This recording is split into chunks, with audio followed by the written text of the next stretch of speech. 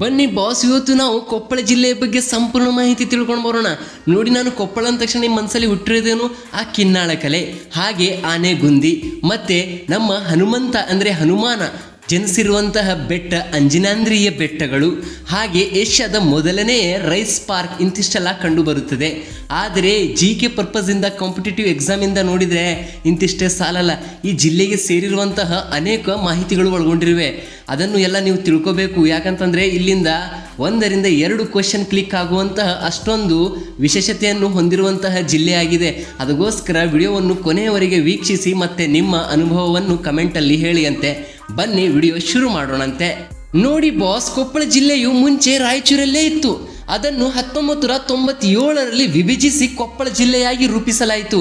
ಇದು ಇದರ ವಿಶೇಷತೆಯಾಗಿದೆ. 1997ರಲ್ಲಿ ಇದನ್ನು ರಾಯಚೂರಿಂದ ವಿಭಜಿಸಿ ಕೊಪ್ಪಳವನ್ನಾಗಿ ಮಾಡಲಾಯಿತು. ಬನ್ನಿ ಬಾಸ್, ಮತ್ತೊಂದು ವಿಶೇಷತೆ ತಿಳ್ಕೊಳ್ಳೋಣ. ನೋಡಿ, ಕೊಪ್ಪಳ ಜಿಲ್ಲೆಯ ಕಾರಟಗಿ ತಾಲೂಕಿನ ನವಲಿ ಬಳಿ ಏಷ್ಯಾದ ಮೊದಲನೇ ರೈಸ್ ಟೆಕ್ನಾಲಜಿ ಪಾರ್ಕ್ ಅನ್ನು ಸ್ಥಾಪಿಸಲಾಗಿದೆ. ನೋಡಿ, ಇದು ಭಾರತಕ್ಕೆ ಅಲ್ಲ, ಏಷ್ಯಾಕ್ಕೆ ಸಂಬಂಧಿಸಿರುವಂತಹ ಒಂದು ಪಾಯಿಂಟ್ಸ್ ಆಗಿರುತ್ತದೆ. ಅದಕ್ಕೆ ಇದನ್ನು ನೀವು ಕರೆಕ್ಟಾಗಿ ನೆನ್ಪಿಟ್ಕೋಬೇಕು. ಗುರು, ಕೊಪ್ಪಳ ಜಿಲ್ಲೆಯಲ್ಲಿ ಒಂದು ಕಿನ್ನಾಳ ಎಂಬ ಪ್ರದೇಶ ಬರುತ್ತದೆ. ಈ ಪ್ರದೇಶವು ಅತಿ ಪ್ರಾಮುಖ್ಯತೆಯನ್ನು ಪಡೆದಿದೆ.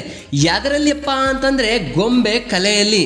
ಈ ಗೊಂಬೆ ಕಲೆಯಲ್ಲಿ ಮರದ ಆಟಿಕೆಯಿಂದ ತಯಾರಿಸುವಂತಹ ಗೊಂಬೆಗಳಾಗಿರುತ್ತದೆ.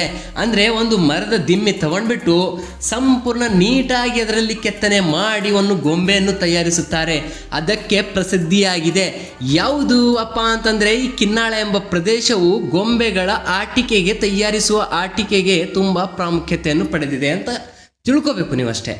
ನೋಡ್ರಿ, ಕೊಪ್ಪಳ ಜಿಲ್ಲೆಯ ಇಟಗಿಯಲ್ಲಿ ಮಹಾದೇವ ದೇವಾಲಯವಿದೆ. ಈ ದೇವಾಲಯವನ್ನು ಕಲ್ಯಾಣಿ ಚಾಲುಕ್ಯರ 6ನೇ ವಿಕ್ರಮಾದಿತ್ಯನ ದಂಡನಾಯಕನಾದ ಮಹಾದೇವನು ನಿರ್ಮಿಸಿದನು. ಎಷ್ಟರಲ್ಲಿ ಅಪ್ಪ ಅಂತಂದ್ರೆ 1112ರಲ್ಲಿ. ಈ ದೇವಾಲಯವನ್ನು ದೇವಾಲಯಗಳ ಚಕ್ರವರ್ತಿ ಎಂದು ಕರೆಯುತ್ತಾರೆ. ಯಾವ ದೇವಾಲಯವನ್ನು ದೇವಾಲಯಗಳ ಚಕ್ರವರ್ತಿ ಎಂದು ಹೇಳುತ್ತಾರೆ ಅಂತಂದ್ರೆ ಮಹಾದೇವ ದೇವಾಲಯವನ್ನು ದೇವಾಲಯಗಳ ಚಕ್ರವರ್ತಿ ಎಂದು ಕರೆಯುತ್ತಾರೆ ಅಂತ ಹೇಳಬೇಕು ನೀವು. ಈ ಕ್ವೆಶ್ಚನ್ ಅನ್ನು ಎಕ್ಸಾಮ್ದಲ್ಲಿ ಕೇಳಬಹುದು, ಕರೆಕ್ಟಾಗಿ ನೆನ್ಪಿಟ್ಕೊಳ್ಳಪ್ಪ. ಕೊಪ್ಪಳದ ಕನಕಗಿರಿ ಅಥವಾ ಸುವರ್ಣಗಿರಿಯು ಮೌರ್ಯರ ದಕ್ಷಿಣದ ರಾಜಧಾನಿಯಾಗಿತ್ತು. ಹಾಗೆ ಆನೆಗುಂದಿ ವಿಜಯನಗರ ಸಾಮ್ರಾಜ್ಯದ ಮೊದಲನೇ ರಾಜಧಾನಿಯಾಗಿತ್ತು. ಇದು ನೆನ್ಪಿಟ್ಕೊಳ್ಳಿ ಕರೆಕ್ಟಾಗಿ. ಮತ್ತೆ ಕೊಪ್ಪಳದಲ್ಲಿ ನವಬೃಂದಾವನ ಎಂಬ ಪ್ರಸಿದ್ಧ ಸ್ಥಳ ಕಂಡು ಬರುತ್ತದೆ. ಹಾಗೆಯೇ ಅಂಜನಾದ್ರಿಯ ಬೆಟ್ಟಗಳು ಕೂಡ ಕೊಪ್ಪಳದಲ್ಲಿ ಕಂಡು ಬರುತ್ತದೆ. ಈ ಅಂಜನಾದ್ರಿ ಬೆಟ್ಟದ ಪ್ರಸಿದ್ಧತೆ ಏನಂತಂದ್ರೆ ಹನುಮಾನ ಇಲ್ಲೇ ಜನಿಸಿದ ಎಂದು ನಂಬಲಾಗಿದೆ. ಹಾಗೆಯೇ ಕೊಪ್ಪಳ ಜಿಲ್ಲೆಯನ್ನು ತಿರುಳುಗನ್ನಡ ನಾಡು ಎಂದು ಕರೆಯುತ್ತಾರೆ. ಇದು ಇದರ ಪ್ರಸಿದ್ಧತೆ. ಕೊಪ್ಪಳ ಜಿಲ್ಲೆಯಲ್ಲಿ ಅಶೋಕನ ಕಾಲಕ್ಕೆ ಸಂಬಂಧಿಸಿದಂತಹ ಕಿರಿಯ ಅಥವಾ ಗೌಣ ಶಿಲಾಶಾಸನ ದೊರೆತಿದೆ. ಅದರ ಹೆಸರು ಗೌರಿಮಠ ಅಥವಾ ಪಾಲ್ಕಿ ಗುಂಡ ಎಂದಾಗಿರುತ್ತದೆ. ಇದು ಕೊಪ್ಪಳದಲ್ಲಿ ದೊರಕಿದೆ. ಕರ್ನಾಟಕ ರಾಜ್ಯದ ಕೊಪ್ಪಳ ಜಿಲ್ಲೆಯ ಹಿರಿಬೇಣಕಲ್ ಎಂಬ ಶಿಲಾ ಸಮಾಧಿಗಳು ಇತ್ತೀಚೆಗೆ ನಮ್ಮ ವಿಶ್ವ ಪಾರಂಪರಿಕ ತಾತ್ಕಾಲಿಕ ಪಟ್ಟಿಗೆ ಸೇರಿಸಲಾಗಿದೆ. ಕೊನೆ ಹಂತದಲ್ಲಿ ನೋಡಬೇಕಾಗಿರುವುದು ಕೊಪ್ಪಳ ಜಿಲ್ಲೆಯ ತಾಲೂಕುಗಳು ಯಾವ್ಯಾವು. ನೋಡಿ, ಕೊಪ್ಪಳ ಜಿಲ್ಲೆಯ ತಾಲೂಕುಗಳು 7 ಆಗಿವೆ. ಅದರಲ್ಲಿ ಕೊಪ್ಪಳ, ಗಂಗಾವತಿ, ಕಾರಟಗಿ, ಯಲಬುರ್ಗಾ, ಕುಷ್ಟಗಿ, ಕನಕಗಿರಿ, ಕುಕನೂರು ಇವು 7 ತಾಲೂಕುಗಳು ಹೊಂದಿರುವಂತಹ ಕೊಪ್ಪಳ ಜಿಲ್ಲೆ. ಈ ಜಿಲ್ಲೆಗೆ ಸಂಬಂಧಿಸಿರುವಂತಹ ಮಾಹಿತಿ ಇಂತಿಷ್ಟಾಗಿದೆ.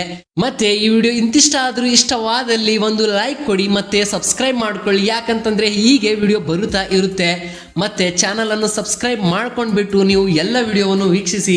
ನಿಮ್ಮ GKಗೆ ತುಂಬಾ ಹೆಲ್ಪ್ ಆಗುತ್ತದೆ ಅಂತ ಹೇಳುತ್ತಾ, ಜೈ ಕರ್ನಾಟಕ, ಜೈ ಹಿಂದ್.